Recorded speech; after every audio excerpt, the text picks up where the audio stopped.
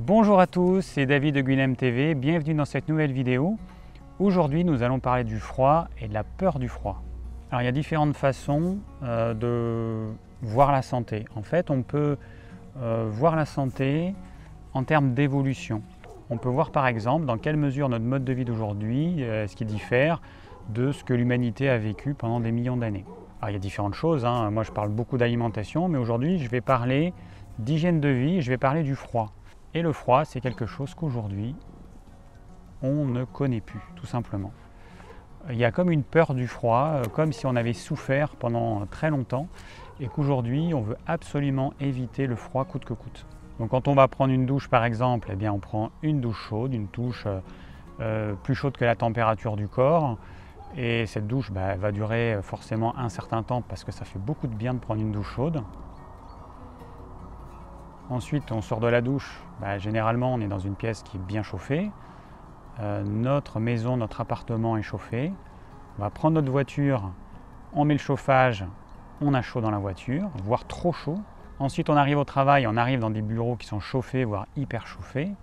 On sort du travail, on va faire les courses, on va dans des magasins qui sont hyper chauffés. Puis on rentre à la maison et on revient à nouveau dans une habitation qui est chauffée. Donc sur une journée d'hiver, eh bien, on ne connaît pas le froid. Donc là, on est presque mi-décembre.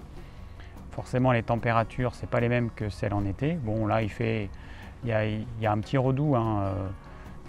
Là, l'après-midi, ici dans le sud-ouest, il fait entre 10 et 13 degrés, donc il ne fait pas froid. Mais bon, si on devait retirer nos vêtements, en tout cas au début, on aurait froid. Alors on peut imaginer quand même que pendant les millions d'années d'évolution de l'humanité, forcément l'humain a été soumis au froid. Ça fait pas longtemps qu'on a des habitations qui sont chauffées. Il y a encore un siècle, les habitations étaient soit peu chauffées, mais surtout très mal isolées. Et puis surtout, on allait travailler majoritairement dehors dans le froid, donc on était forcément soumis au froid. Il n'y avait pas l'eau chaude courante.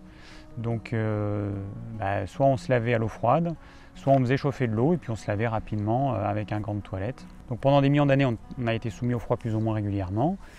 Et puis du jour au lendemain, sur une échelle de temps qui représente une goutte d'eau dans l'océan de l'évolution de l'être humain, eh bien on est soumis qu'au chaud. En fait, le froid, on ne le connaît plus. Aujourd'hui, on a absolument tous les vêtements qui existent pour ne pas être soumis au froid. On a des gants, on a des bonnets, on a des écharpes, on a des moumoutes, on a des pantalons, on a des sous-pantalons, on a des chaussettes en laine, on a des super chaussures, on a tout ce qu'il faut pour ne jamais ressentir le froid, sauf peut-être sur le bout du nez et puis un petit peu sur les oreilles, mais c'est tout. Et on se rend bien compte que ça, c'est quand même problématique. Alors, la recherche montre que c'est problématique, mais c'est simplement du bon sens. En fait, on se rend compte que si pendant des millions d'années, notre organisme a été soumis au froid, il s'est adapté aux variations climatiques, et que du jour au lendemain, il n'y a plus aucune variation climatique entre l'hiver et l'été, puisque là j'ai parlé de l'hiver, mais en été c'est exactement le contraire, en été on a plus chaud. En fait, en été, dès qu'on commence à avoir un petit peu chaud, on a des ventilateurs, et on a surtout la climatisation qui est vraiment une cochonnerie. Ça nous rend encore plus malades, et ça consomme énormément d'énergie. Donc le seul moment où la température de notre corps est à température constante, c'est dans le ventre de notre mère. Voilà, pendant 9 mois, la température de notre corps elle est stable, autour de 37 degrés. Ça ne va pas bouger pendant 9 mois. Et puis dès qu'on sort du ventre de notre mère, là, on ressent le froid. On passe de 37 à 20, 25 degrés. Je ne sais pas à combien il y a la température quand on accouche. Et donc on ressent le froid pour la première fois. Et puis ensuite, c'est un petit peu la chasse au froid qu'on va vivre. Nos parents, ils vont faire en sorte qu'on n'ait jamais froid, ils vont toujours nous habiller, quitte à avoir même trop chaud. Et c'est là que commencent les problèmes. Ce qu'il faut comprendre, c'est que la vie a des règles. On pourrait parler des règles du jeu, les règles du jeu de la vie. Il y a des règles et on ne peut pas faire sans ces règles. On ne peut pas être en bonne santé si on ne respecte pas certaines règles. Notre corps a besoin d'être mis au challenge constamment. Il a besoin d'expérimenter le froid pendant un certain temps. Il va s'adapter au froid. Ensuite, il a besoin d'expérimenter le chaud. Il va devoir s'adapter au chaud. il a besoin de s'adapter, enfin il va devoir s'adapter aux différences de luminosité. Hein, tout au long des saisons, la luminosité varie. Là, on va bientôt avoir le plus bas niveau de luminosité de l'année, d'ici quelques semaines. Et puis ensuite, la luminosité elle va augmenter et notre corps il va s'adapter à ça. On passe constamment par des adaptations à tous les niveaux. Et ça, c'est quelque chose de normal. Le corps, c'est un petit peu l'opposé d'une machine ou d'une voiture. Une machine, plus vous l'utilisez, plus elle va s'user. Le corps, c'est exactement l'opposé. Moins vous l'utilisez, plus il va s'user. Le corps, pour fonctionner correctement, il a besoin qu'on le sollicite. Il a besoin, notamment qu'on ait une activité physique pour augmenter le rythme cardiaque, pour faire bouger notre corps, pour solliciter nos muscles, pour avoir une respiration plus rapide, pour échanger plus d'oxygène et expulser plus de gaz carbonique. Notre corps, il a besoin d'être soumis au froid, il a besoin d'être soumis au chaud, il a besoin de ressentir la faim. Donc moi, j'ai fait quelques vidéos qui parlent du jeûne parce que c'est quelque chose de capital, le jeûne ou le jeûne intermittent. Mais c'est absolument anormal de ne pas avoir faim et que chaque fois qu'il y a la moindre petite sensation de faim, qu'on mette quelque chose dans notre tube digestif. C'est absolument anormal. Encore une fois, si on raisonne en termes d'évolution, on imagine bien que ça fait quand même pas longtemps qu'on peut manger à notre faim. En tout cas, pas tout le monde sur la planète. Les Occidentaux et les plus riches peuvent manger à leur faim et ont le luxe de pouvoir manger 3, 4, 5, 6 fois par jour. Ce n'est pas le cas de tout le monde, encore une fois. Donc pendant des millions d'années, on a eu des périodes de disette, on a eu faim. Il y avait des jours où on mangeait beaucoup et puis d'autres jours où on mangeait rien du tout. Et ça, c'est quelque chose de normal. Notre corps, il s'est adapté à ça. Aujourd'hui, 2 millions, 2,5 millions d'années plus tard, notre corps, il est comme ça. Voilà, ce sont les règles du jeu. Et les gens qui veulent aller contre ces règles, s'exposent à des problèmes de santé. C'est normal. L'évolution qui a eu lieu pendant des millions d'années, c'est clair que ce n'est pas au niveau d'une vie humaine, au niveau de quelques dizaines d'années, qu'on va pouvoir changer ça. Notre corps humain, il est comme ça, c'est tout. De la même façon que quand on met la main dans le feu, on va se brûler, il y a des règles. On les connaît, ou si on ne les connaît pas, moi je suis là pour les partager à travers mes vidéos. Et ensuite, il faut faire en fonction. Alors la première chose qui me vient à l'idée en parlant du froid, ce sont par exemple les mains froides. Tout le monde a ou a eu des mains froides. C'est quoi le mécanisme qui fait qu'on a les mains froides? On a les vaisseaux qui vont se contracter pour empêcher le sang d'aller aux extrémités, de façon à ce que le sang aille au niveau central du corps pour éviter la déperdition de chaleur. Voilà, j'ai les mains froides, j'ai moins de sang qui va dans mes extrémités et donc je vais perdre moins de chaleur. Donc du coup, la chaleur va rester au niveau des organes profonds. Du coup, il faut avoir conscience que ce mécanisme qui consiste à contracter les petits vaisseaux et à les dilater en fonction de s'il fait froid ou pas, et si on veut envoyer le sang aux extrémités ou pas, c'est un mécanisme important qui est lié à la circulation, et que si on est soumis au froid de façon régulière en hiver, on va entretenir ce mécanisme, alors que si on n'est jamais soumis au froid, ce mécanisme il va petit à petit se rouiller. Et on se retrouve avec des personnes qui ont les extrémités tout le temps froides parce que le mécanisme il est complètement rouillé.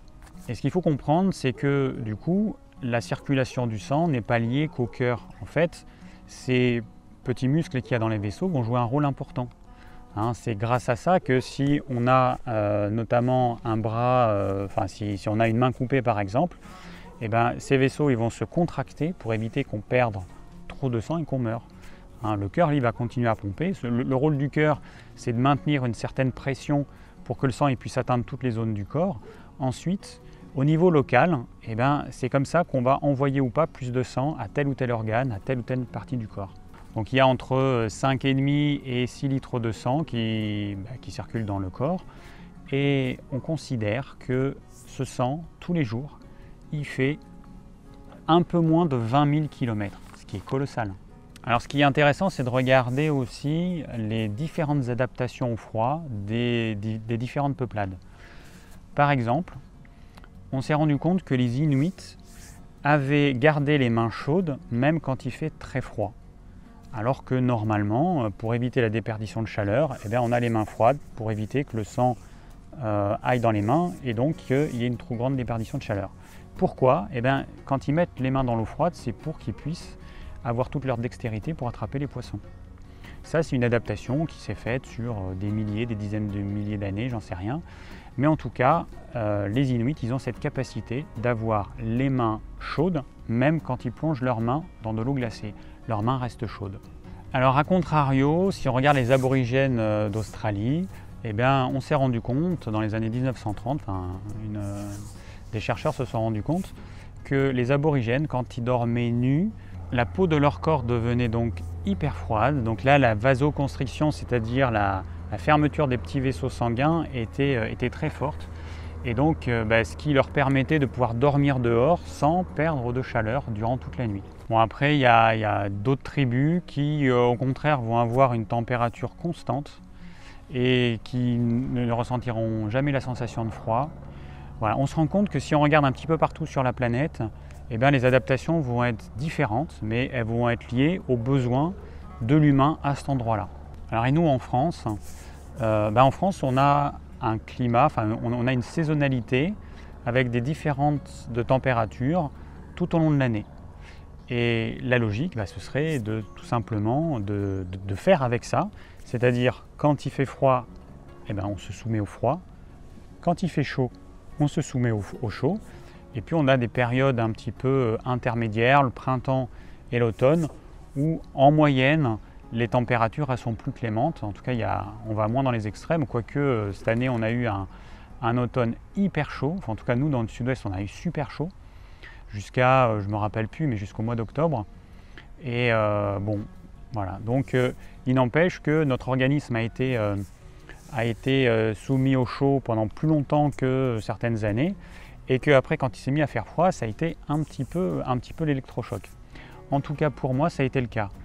On est passé du très chaud au froid, et du coup, j'ai super froid, alors que en fait, la température, elle n'était pas si froide que ça. Là, je ne sais pas combien il fait, là, il doit faire 13 degrés. J'ai une chemise, j'ai pas grand-chose, j'ai une chemise, un t-shirt en dessous, puis un pantalon, et puis c'est tout. Je ne suis pas habillé particulièrement chaudement, parce que mon corps s'est adapté. Mais quand le froid est apparu, mon corps n'était pas du tout adapté. Il était habitué, j'étais en short, même torse nu tellement il faisait chaud. Et du coup, il a fallu quelques semaines d'adaptation. Et ce que j'ai fait, c'est que j'ai commencé par me couvrir beaucoup. J'ai mis une espèce de collant en laine sous le pantalon. Au-dessus, alors j'avais un pull, ensuite une espèce de truc en laine aussi, un truc bio en laine. Une espèce de t-shirt à manches longues en laine, je ne sais pas comment ça s'appelle, un peu l'équivalent des damars mais en version naturelle. Et puis en dessous, j'avais encore un t-shirt à manches longues et encore j'avais un peu froid. Bon, je me suis habillé parce qu'il faisait froid, mais j'aurais pu peut-être pas m'habiller autant, quoique. En tout cas, voilà, je me suis habillé, mon corps il a commencé à s'habituer. J'ai la chance de vivre dans une vieille maison qui est super mal chauffée. Donc du coup, je suis quand même naturellement soumis au froid, au moins à un certain moment donné. Et du coup, mon corps, il s'est quand même habitué. Et au bout d'un moment donné, je me suis dit, bon, maintenant, il faut quand même que j'arrête de rester habillé aussi chaudement. Donc j'ai enlevé les couches que j'avais en bas et en haut pour laisser mon organisme s'adapter au froid, tout simplement. Alors ce que je fais en plus, c'est que je prends tous les matins une douche froide pendant 4 minutes 30. Donc moi, c'est pas tiède, c'est froid. Je mets la température froid maximum, donc ça va dépendre de la température qui arrive dans le tuyau d'eau froide. Et puis le soir, je me prends une douche juste pour me laver, mais ça dure 30 secondes. Et là, encore une fois, c'est à l'eau froide. J'ai commencé les douches froides, j'ai commencé en fait en décembre 2017. Donc là, c'était une douche juste le soir. Et puis après, début 2018, j'ai commencé les douches froides le matin. Alors du coup, l'hiver dernier, j'ai pas trop pu m'en rendre compte. Si je me suis rendu compte d'une chose, c'est la première année où j'ai pas eu des engelures aux pieds. Tous les ans, j'avais des engelures aux pieds. C'est quoi? En fait, les pieds ils deviennent froids.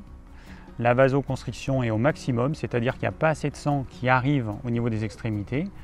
Donc du coup, la peau et les tissus superficiels, ils sont mal nourris Et les déchets qui sont produits naturellement, ils sont mal évacués. Et du coup, ça crée des engelures, des espèces de brûlures. Et du coup, c'est super désagréable. Il y a beaucoup de gens qui ont ça, hein. Et c'est vrai que l'année dernière, c'est le premier hiver où j'ai pas eu d'engelure. Alors cette année, j'en aurai pas, ça c'est clair. Parce qu'il y a une vraie différence cette année par rapport aux autres années. Je vois vraiment ce que m'apporte la douche froide et puis le fait d'être soumis au froid. Ce que je fais en plus de la douche froide, c'est que le matin, je me fais des exercices qu'on appelle les rites tibétains, les 5 rites tibétains. C'est des sortes de positions du yoga. Pour ceux qui ne savent pas ce que c'est, vous pourrez regarder sur YouTube à quoi ça ressemble. J'essaierai de faire une vidéo là-dessus, comme ça je vous montrerai un petit peu comment je fais. Et puis, je me fais à peu près 20 minutes de méditation. Et en fait, je fais ça dans une pièce froide. Alors la pièce, là en ce moment, suivant les jours, c'est entre 11 et 13 degrés. Donc c'est assez froid. Quand j'ai commencé, j'étais bien habillé. J'avais mes chaussettes, mon pantalon, mon pull, et puis toutes les couches dessous. Et puis je me suis dit, bon, ce serait quand même bien que je soumette mon corps au froid, hein, encore une fois. Alors ce que j'ai fait, c'est que j'ai enlevé les vêtements. J'ai commencé par enlever le pantalon, donc j'ai commencé par enlever les chaussettes. J'ai attendu quelques jours, voilà, j'ai fait mes exercices pendant quelques jours juste en chaussettes, enfin habillé mais sans les chaussettes. Ensuite j'ai enlevé mon pantalon, donc juste en boxeur en bas, et en haut j'avais un pull et un t-shirt à manches longues. Et puis après je me suis dit je vais enlever mon pull, donc juste en t-shirt à manches longues et en caleçon. Et puis maintenant je suis en sous-vêtements, j'ai juste un boxeur et je fais... Alors les rites tibétains, c'est pas très compliqué parce qu'en fait on bouge, donc le corps il chauffe un peu, hein, la température elle augmente.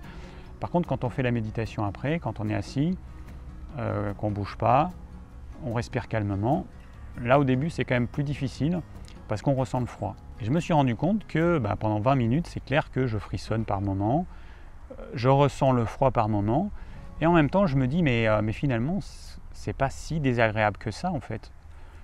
Déjà, je sais que à n'importe quel moment, je peux aller dans une pièce chaude, je peux aller me réchauffer. C'est pas la même chose que par exemple un sans-abri qui est en plein hiver dans une ville et est soumis au froid et il ne peut pas faire autrement. Moi, j'ai quand même le choix de me dire, j'ai le luxe de pouvoir me soumettre au froid et de pouvoir arrêter quand je veux. Donc il y a quand même une grande différence par rapport aux gens qui sont obligés de vivre dans le froid. Et d'ailleurs, c'est justement en faisant ces méditations dans le froid que j'ai eu envie de faire une vidéo qui parlait du froid et que j'ai envie d'intituler La peur du froid, parce que je me rends compte qu'aujourd'hui, on a peur du froid, un petit peu comme quelqu'un qui aurait manqué de nourriture et qui veut surtout pas ressentir la faim. Et donc dès qu'il ressent la moindre petite faim, il mange quelque chose. Là, j'ai l'impression qu'on a tous souffert du froid et que du coup, le froid nous fait peur et qu'on ne veut plus ressentir le froid. Alors c'est vrai que quand j'ai commencé la douche froide le matin l'année dernière, les premières semaines, c'est vrai que ma motivation c'était de me dire je ferai une vidéo dans un mois pour partager mon expérience. Ça a été une motivation.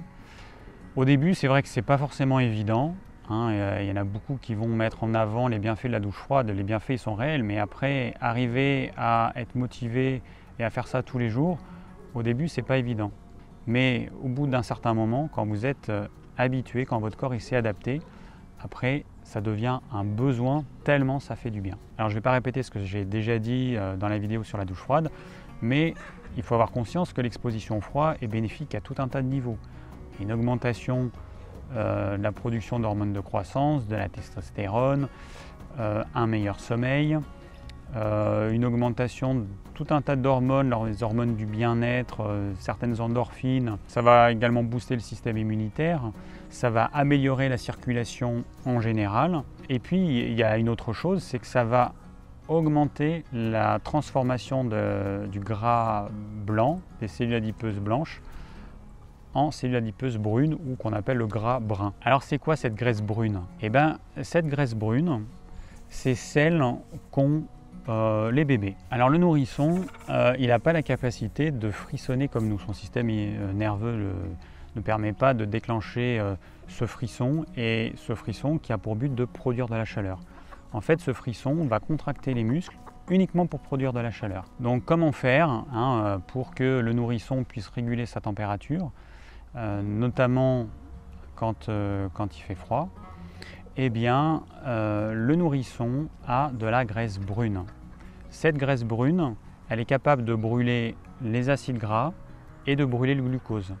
Et elle ne va pas fabriquer ce qu'on appelle l'ATP, qui est une molécule qui permet de apporter de l'énergie aux cellules pour faire ce qu'elles doivent faire. En fait, la graisse brune, son seul but, c'est de produire de la chaleur. Et donc, elle va produire de la chaleur grâce aux acides gras et au glucose. En gros, si on résume, c'est le gras blanc, il stocke, et le gras brun, il brûle. Alors, ce n'est pas quelque chose de nouveau, puisqu'en fait, on a étudié ça sur les animaux, notamment les animaux qui hibernent. On s'est rendu compte également que plus un animal avait du gras brun, et moins il avait de chances d'être en surpoids. Le seul truc, c'est qu'on pensait que les adultes humains perdaient ce gras brun et qu'on ne pouvait pas en avoir à nouveau une fois adulte. Alors ça a changé à partir de 2007. En fait, il y a eu des études qui ont montré que les adultes avaient du gras brun. Certains adultes avaient du gras brun en plus ou moins grande quantité. Alors c'est la face avant du cou, c'est au niveau des clavicules, et c'est autour de la colonne vertébrale. Voilà, donc durant ces années, à partir de 2007, 2009, il y a eu des études qui ont montré que les adultes qui étaient exposés au froid avaient une graisse brune qui était en activité et donc qui produisait de la chaleur. Alors si on continue dans les études, il y a des études qui ont montré que plus on était en surpoids et donc obèse, eh bien moins la graisse brune était en activité. Et de la même façon, plus on avance en âge, moins cette graisse brune est active. Et même si on est exposé au froid, bien sûr. Donc, des études ont montré que la qualité de la graisse brune était inversement proportionnelle à l'indice de masse corporelle, donc l'IMC. Donc en gros, plus on est gros, moins bonne est la qualité de la graisse brune. Et plus on est mince, meilleure est la qualité de cette graisse brune. Après, donc ça c'est valable pour les hommes et les femmes. Après, il y a aussi une disparité entre les hommes et les femmes. Les femmes ont plus de graisse brune en général. Donc ça s'explique parce que les femmes, elles ont une musculature plus faible que les hommes. Et donc cette graisse brune leur permet de produire de l'énergie, même si elles n'ont pas autant de muscles que les hommes. Donc c'est un mécanisme d'adaptation qui s'est mis en place durant des centaines de milliers d'années ou des millions d'années. Donc des études montrent qu'une suralimentation et un mode de vie sédentaire entraînent un dysfonctionnement de la graisse brune qui n'arrive plus à brûler les calories. Et donc il y a un cercle vicieux qui se met en place. Plus les gens sont gros, plus ils mangent, plus ils sont sédentaires, moins leur graisse brune fonctionne correctement et donc moins ils vont brûler de calories. La raison elle est toute simple, en fait, c'est qu'on n'applique pas les règles du jeu de la vie, tout simplement. On n'est pas censé manger autant, on est censé se bouger, on est censé avoir une activité physique. Je ne parle même pas de sport, avoir une activité physique, se bouger, faire du jardinage, marcher, faire n'importe quoi. On est censé bouger. Notre corps, il n'est pas fait pour être assis sur un canapé ou assis à une table de bureau ou regarder la télé ou je ne sais quoi. Notre corps, il est fait pour bouger. Donc si on ne le fait pas, et bien à ce moment-là, il y a des conséquences. Et le corps humain, il est fait pour fonctionner d'une certaine façon et pas d'une autre, tout simplement. Alors concrètement, comment on fait? Il va falloir s'exposer au froid parce qu'il n'y a pas d'autre solution. Enfin, il y a des personnes qui cherchent toujours les pilules miracles. C'est pas moi qui vais vous conseiller des pilules miracles parce que je sais que ça n'existe pas. Je sais qu'il y a des gens qui croient encore au Père Noël, des adultes qui croient au Père Noël. Alors ça s'appelle plus le Père Noël, ça s'appelle la pilule miracle, mais c'est pareil. Bon, ça n'existe pas, ça n'existera jamais. Il n'y a pas de pilules miracles qui vous feront maigrir, il n'y a pas de pilules miracles qui vont vous redonner la santé. Ça passe par une modification de votre hygiène de vie. S'exposer au froid, c'est naturel en fait. C'est comme si on voulait travailler dans des bureaux, enfin ça existe, mais dans des bureaux sans lumière naturelle. C'est pas du tout naturel. On est fait pour vivre avec la lumière du jour. On est fait pour faire bouger notre corps. Et on est fait pour être soumis au froid quand il fait froid et être soumis au chaud quand il fait chaud. Alors il y a plusieurs solutions. C'est soit vous travaillez dehors déjà, donc vous êtes soumis au froid, donc là il n'y a pas grand chose à faire. Simplement éviter de trop vous couvrir pour que votre corps puisse quand même être soumis au froid. Et puis si ce n'est pas le cas, il va falloir soumettre votre organisme de temps en temps au froid. Alors moi je vous ai partagé ce que je fais, la douche froide, Mes exercices de les rites tibétains plus la méditation, je le fais dans une pièce froide en hiver. En été, l'été dernier, quand je faisais la même chose, je le faisais sur le petit matin. Et c'est vrai qu'il y avait certains matins où il faisait quand même frais. Il y avait des matins où il faisait 8-10 degrés. Donc là, c'est pareil, j'étais en boxeur. Et donc, voilà, je soumettais mon organisme au froid. Alors, ce que j'ai remarqué, c'est que j'ai beaucoup moins froid qu'avant. Je vois tous les gens autour de moi qui ont froid maintenant. Et c'est vrai que j'ai beaucoup moins froid qu'avant. J'ai même des trucs qui sont un peu bizarres. C'est que sur le petit matin, en fait, je me réveille tellement j'ai chaud. Et j'ai même été obligé de changer de couette. J'avais une couette en duvet de canard que j'utilisais depuis plusieurs années, et j'étais obligé de prendre une couette plus fine, tellement j'ai chaud sur le petit matin. Mais j'ai chaud au point que ça me réveille, j'ai presque mal à la tête tellement j'ai chaud. Je suis obligé de mettre mes pieds en dehors de la couette, et je dors dans une pièce fraîche puisque ma maison elle est vieille, le toit il est mal isolé et je vis sous les toits, enfin je dors sous les toits. Et du coup, s'il fait froid dehors dans la chambre, la température en hiver, quand il fait bien froid, la température de la chambre sur le petit matin, ça descend à 8 degrés. Là, suivant les matins, c'est entre 13 et 15 degrés, ça va. Mais bon, ça reste quand même assez frais. Et donc, c'est pour vous dire que je sens que mon métabolisme, il a quand même sacrément changé. Pourtant, je fais toujours le jeûne intermittent avec, toujours pareil, un repas par jour.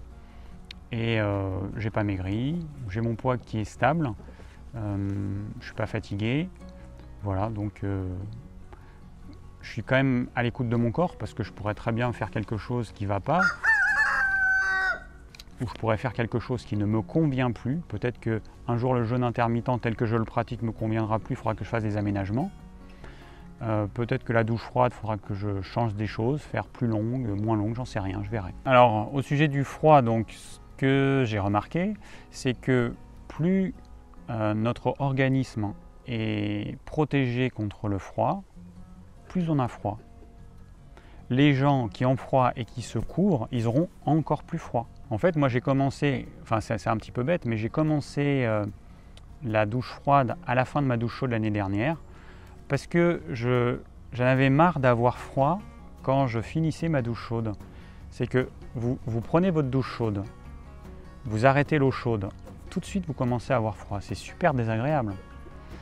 Alors du coup, j'ai fini ma douche chaude par une douche froide. Alors c'est vrai que ça fait un petit frisson, ça fait une petite décharge d'adrénaline sur le moment, ça dure quelques secondes et puis après ça disparaît. Et par contre après, quand je sors de ma douche, quand je m'essuie et tout, j'ai pas du tout froid et là c'est génial en fait. C'est quelques secondes de choses un petit peu désagréables pour des minutes ou des heures de bien-être. Et aujourd'hui, ma douche froide du matin, je peux vraiment pas m'en passer. Autant au début, c'était pas évident parce qu'il fallait quand même tenir le coup. Après, il y a eu l'été, et l'été, l'eau elle était vraiment pas assez chaude et du coup, j'avais l'impression que ça servait à rien. Et c'est vrai que je pense pas que ça servait à grand chose, mais j'ai continué. Et autant là, je prends plaisir à prendre cette douche froide. Quand le matin, je me réveille et que j'ai la tête dans le potage, que j'ai pas super bien dormi, ou j'ai une nuit agitée, ou je sais pas, ça m'arrive quand même assez fréquemment de ne pas être top le matin quand je me lève. Et du coup, la douche froide, alors là, c'est mon café du matin. Sauf que le café, c'est un excitant qui sert à rien. Ça vous stimule à un moment donné, et puis après, ça retombe. Là, la douche froide, c'est génial. Ça amène une stimulation qui va durer toute la matinée, toute la journée. Pourquoi? Comment ça fonctionne? C'est simplement que tout le sang qu'il y avait dans mes membres, dans mes jambes, dans mes mains, il va être amené dans un laps de temps très court dans mes organes profonds. Mon cœur, mon foie, mes viscères, tout ça, ça va être nourri par ce sang. Les organes vont être oxygénés, les toxines vont pouvoir être bien éliminées. Et ensuite, quand je sors de ma douche froide, le sang il revient à nouveau dans mes membres. Et pendant ces quelques minutes, en fait, mes organes ont été un petit peu régénérés. Ils ont reçu plus d'oxygène que la normale. Ils ont été détoxinés. Et ça crée un vrai réveil. Ça, c'est un vrai réveil. Et je vous invite à le tester, à vérifier ce que ça donne pour vous. Moi, j'ai plein de témoignages de personnes qui me disent ça. Je ne suis pas le seul à ressentir ça. Mais c'est un vrai réveil de l'organisme. Et ça fait tellement du bien que je ne peux pas m'en passer. Je n'ai pas envie de passer ma matinée à zoner parce que je ne suis pas complètement réveillé. Moi, je fais le jeûne intermittent, donc de toute façon, je ne prendrai pas de café le matin. parce que le café c'est vraiment le dernier truc que je conseille comme boisson. Mais du coup, il me faut une solution quand même pour réveiller mon organisme. Et ça, c'est une solution géniale qui marche super bien et qui en plus va générer plein d'autres effets bénéfiques. Alors, quand je regarde autour de moi, c'est vrai que je vois tous ces gens qui sont hyper couverts en hiver, qui ont froid pour un oui ou pour un non, le moins de courant d'air et ça y est, ils tombent malades. Et je me dis qu'en fait, ils sont en train de petit à petit de mourir un petit peu plus vite. En fait, à vouloir trop se protéger du froid, eh bien, on use notre organisme encore plus vite et on l'empêche de pouvoir se renforcer. C'est aussi bête que ça. Bon, alors comment faire concrètement au quotidien? C'est pas bien compliqué, il suffit d'y aller progressivement. Comme je vous ai expliqué quand je fais mes exercices du matin, j'ai commencé tout habillé, ensuite j'ai enlevé les chaussettes, le pantalon, etc. Je me suis dévêtu un peu plus jour après jour, vous faites comme vous le sentez. Et puis vous pouvez faire ça en vous habillant un petit peu moins chaudement, en vous soumettant au froid. Alors au début, vous aurez un petit peu froid, c'est tout à fait normal, mais vous avez la chance de pouvoir arrêter l'expérience quand vous voulez. C'est-à-dire que vous pouvez dire, ok, là, par exemple chez moi, il fait 20 degrés, il fait 19 degrés, il fait pas super chaud, en tout cas quand on est assis et qu'on ne fait rien. Je vais jouer le jeu, je vais, au lieu de mettre un pull, une écharpe, machin, je vais simplement, par exemple, enlever mon pull. Je vais rester dans cette ambiance un petit peu fraîche et puis je vais vivre cette expérience. J'aurai peut-être un peu froid, j'aurai peut-être des frissons. Et puis vous allez renouveler ça, jour après jour. Vous allez vous dévêtir un petit peu plus, vous allez peut-être enlever vos chaussettes, vous faites comme vous voulez. Ce qui compte, c'est que vous soumettiez votre organisme au froid.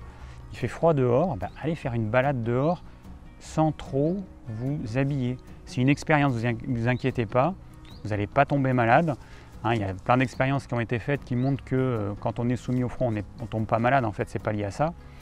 Vous n'allez pas tomber malade, au contraire, vous allez renforcer votre organisme. Il faut juste que vous fassiez les choses progressivement, que vous fassiez les choses à votre rythme et pas au rythme du voisin. C'est pas parce que moi, par exemple, j'ai pu me retrouver en boxeur au bout de, je ne sais pas combien de temps ça m'a pris, au bout de 2 semaines, qu'il faut que vous fassiez pareil. Parce que vous, ce sera peut-être, alors certains, ils font ça en 1 semaine, ou alors certains, ils vont se dévêtir complètement, électrochoc, mais pourquoi pas. Et donc, leur corps, il va être soumis au froid tout de suite, de façon brusque, il va devoir s'adapter, ça va peut-être être un peu dur au début, mais du coup, ce sera beaucoup plus rapide. Et puis, il y a d'autres personnes qui vont avoir besoin ou qui auront envie de prendre plus de temps. Et donc, ça va être pendant 1 semaine, elles vont juste enlever tel vêtement. Et vous prenez votre temps. C'est tout ce qui compte. Et ce qui compte, c'est que vous soumettiez votre corps au froid. Il faut que vous ressentiez des frissons. Là, par exemple, la vidéo que vous regardez, forcément, je fais un montage, donc elle va être plus courte. Mais moi, ça fait déjà 1 heure que je suis en train de me filmer. Là, je commence à avoir les mains froides parce que là, le jour, il commence à baisser et il commence à faire froid. Il fait peut-être, il fait peut-être 10 degrés. Donc forcément, rester assis sans bouger, c'est normal, mon corps, il est soumis au froid. Il faut que vous viviez ça. C'est une expérience comme une autre. C'est une expérience qui est bonne à vivre et c'est une expérience qui va renforcer votre organisme. Ayez froid, ayez faim, ayez chaud. Voilà, tout ça, c'est super important. Soyez essoufflés, transpirez. Notre corps, il a besoin de vivre tout ça. Voilà. Alors pas tout en un coup, évidemment. Il y a beaucoup de gens qui me demandent des conseils pour renforcer l'immunité. Moi, je ne vais pas vous conseiller de prendre des gélules, même si c'est mon métier. Moi, je vends des compléments alimentaires, c'est mon métier. Mais il n'empêche qu'à titre personnel, moi, je ne vais pas vous conseiller de prendre des gélules pour renforcer votre système immunitaire. Si vous voulez renforcer votre système immunitaire, mangez moins, en tout cas moins souvent. Mangez de bons aliments, des aliments qui conviennent à votre organisme, pas des aliments que vous pensez être bons dans votre tête ou suivant les croyances des uns et des autres. Mangez des aliments pour nourrir votre organisme et puis ayez une hygiène de vie qui va stimuler naturellement votre système immunitaire. Parce qu'en fait, ce que je conseille, c'est naturel. C'est naturel d'avoir faim de temps en temps, c'est naturel d'avoir froid assez régulièrement en hiver, c'est naturel d'avoir chaud en été, c'est naturel en fait. Notre corps, il est fait comme ça. Et aujourd'hui, l'humain, il veut lutter contre le naturel. J'ai l'impression que bientôt, on va donner la béquille aux adultes. Alors c'est une image, mais c'est ça en fait. On donne la béquille pour absolument tout. Du coup, on a plus froid, on a plus faim, on a plus chaud, on a plus soif. Il y a des gens... Moi, je fais un jeûne sec, un jeûne intermittent sec. C'est pas grand-chose, hein. C'est juste que mon dernier repas, c'est le soir, et puis je ne bois pas jusqu'au milieu de l'après-midi suivante, enfin parce que c'est pas le soir, c'est en fin de journée mais, que je mange. Mais voilà, je vais boire mon jus de légumes, je vais manger mes fruits, et donc pendant tout ce laps de temps, j'aurais pas bu, mais bon, c'est quand même pas énorme. Il y a des gens qui font des jeûnes secs de plusieurs jours. Je pense que l'humanité, elle a vécu des périodes de soif, même en Afrique. Hein. Je pense qu'il y a quand même, il y a quelques dizaines d'années, il y a des centaines de milliers de personnes qui sont mortes de soif quand il y a eu des sécheresses. Bon, on le vit naturellement, donc c'est rien en fait.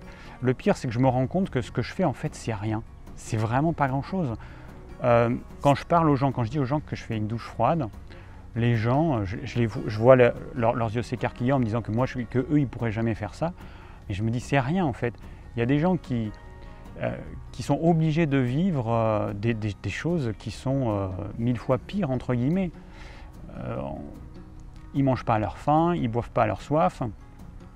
Ils vivent dans un endroit où il fait super froid, etc. Ce que je fais, c'est rien du tout. En fait, ce que je fais, c'est le minimum vital pour être à peu près en bonne santé, pour soumettre mon organisme à des situations tout à fait naturelles.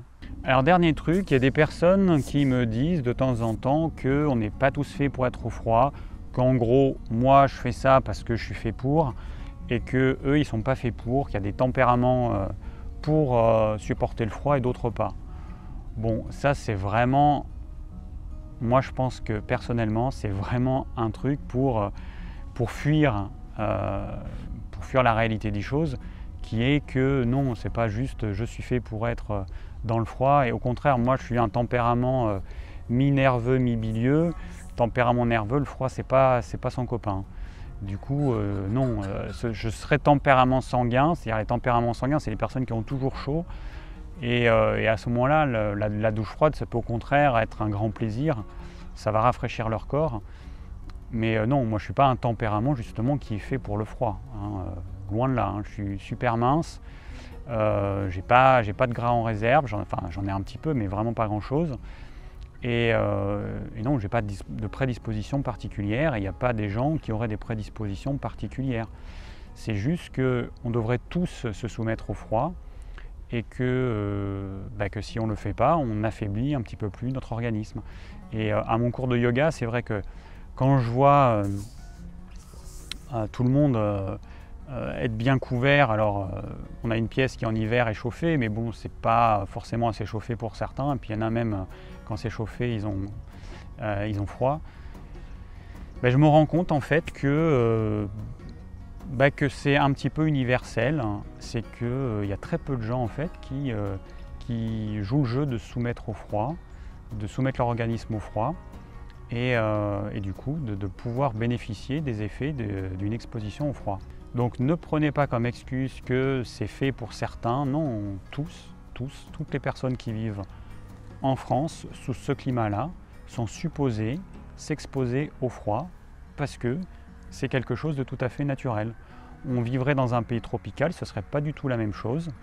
Là, nous, on a la chance, parce que je pense que c'est une chance, de pouvoir avoir cette alternance entre le chaud et le froid suivant les saisons. Ça permet à notre organisme de mieux s'adapter. Les personnes qui vivent sous les tropiques, ils n'ont pas ces alternances-là, et du coup, leur organisme, il aura moins la possibilité de s'adapter, et du coup, il y a une poule qui passe un sale quart d'heure avec le coq. Et du coup, leurs organismes, ils auront tendance à s'user plus, tout simplement. Il faut avoir conscience que les extrêmes, ils sont pas bons. C'est-à-dire vivre un froid intense pendant trop longtemps, ça, c'est pas bon pour l'organisme, parce que ça va rapidement l'user. On va dépasser nos capacités adaptatives. Ça, c'est pas bon. Par contre, vivre l'expérience d'être exposé au froid pendant un temps relativement court, ça c'est extrêmement bénéfique. Et c'est valable pour tout, hein, le chaud, tout ce que vous voulez, c'est extrêmement bénéfique. Donc quelqu'un qui va être exposé au chaud de façon prolongée, ça va avoir tendance à user son organisme. Si l'organisme n'est pas soumis à des adaptations, à des variations, en fait il devient feignant, il arrête de s'adapter et c'est une espèce de petite mort. Donc en conclusion, si vous voulez avoir un organisme fort, en pleine santé, d'autant plus si vous êtes frileux, si vous avez tendance à avoir froid, soumettez votre organisme au froid pour le renforcer. La seule chose qu'il faudra faire, c'est que vous ferez en fonction de vos capacités adaptatives. Pour certaines personnes, il y a des personnes qui ne peuvent pas prendre une douche froide plus de 10, 20 ou 30 secondes pour le moment. Pour le moment, vous ne pouvez pas prendre de douche froide plus de 30 secondes. Mais demain, vous pourrez peut-être prendre une douche froide de 32 secondes, et après de 35 secondes, et après de 40 secondes, et après d'1 minute, et après de 2 minutes. Laissez le temps que votre organisme s'adapte et vous verrez que si vous y allez progressivement, ça va se faire tout seul. Par contre, il y a des personnes qui veulent aller trop vite et qui du coup vont se dégoûter ou alors qui vont ressentir des effets indésirables. C'est un petit peu comme l'hydrocution, quand quelqu'un qui a super chaud, qui est en pleine digestion et qui va dans une eau froide, il se fait une hydrocution et puis il tombe dans les pommes. Là c'est un petit peu pareil, si vous y allez trop vite, forcément vous allez ressentir des effets parfois désagréables. Donc arrêtez d'avoir peur du froid, il faut voir le froid comme votre ami. Le froid en fait, vous allez le voir comme la personne qui va à la salle de sport pour renforcer son organisme. Vous allez utiliser le froid pour renforcer votre organisme, tout simplement. Vous mettez vos limites, vous faites en fonction de vos capacités adaptatives, vous faites à votre rythme et puis vous savez qu'à n'importe quel moment, vous pouvez arrêter l'expérience si elle est trop désagréable. Si vous avez envisagé de faire par exemple, je sais pas moi, une balade à l'extérieur d'une demi-heure et puis qu'au bout de 20 minutes, parce qu'il fait super froid là où vous êtes, déjà c'est trop, vous arrêtez et puis c'est tout. Ou si vous voulez faire, je sais pas, une méditation dans le froid, c'est pareil, vous dites au départ, vous dites bon là aujourd'hui je vais faire 15 minutes, si au bout de 10 minutes c'est vraiment trop, vous arrêtez au bout de 10 minutes et demain vous ferez 11 minutes et après vous en ferez 12 et puis voilà, et puis vous faites comme ça les choses progressivement et vous verrez que ça se fait tout seul. En fait moi je me suis rendu compte, je pensais que ça allait être difficile d'enlever mes vêtements dans la pièce froide dans laquelle je fais le yoga et puis la méditation, puis en fait je me suis rendu compte que non, en fait c'est pas difficile, c'est l'idée que j'avais. L'idée que j'avais de faire ça, c'était ça me paraissait être quelque chose de difficile, mais en fait, quand on fait les choses à son rythme, en fait, c'est pas si difficile que ça. Il faut écouter son corps, encore une fois, c'est tout. Merci d'avoir suivi cette vidéo. J'espère qu'elle vous aura plu et qu'elle vous aura donné envie de soumettre votre organisme au froid. Si vous avez des questions, n'hésitez pas à les laisser en commentaire. Et si vous désirez recevoir gratuitement mes conseils pour une alimentation saine, cliquez sur le lien ci-dessous. Je vous dis à très bientôt pour de nouvelles vidéos. Et là, je vais rentrer parce qu'il commence à faire sacrément froid.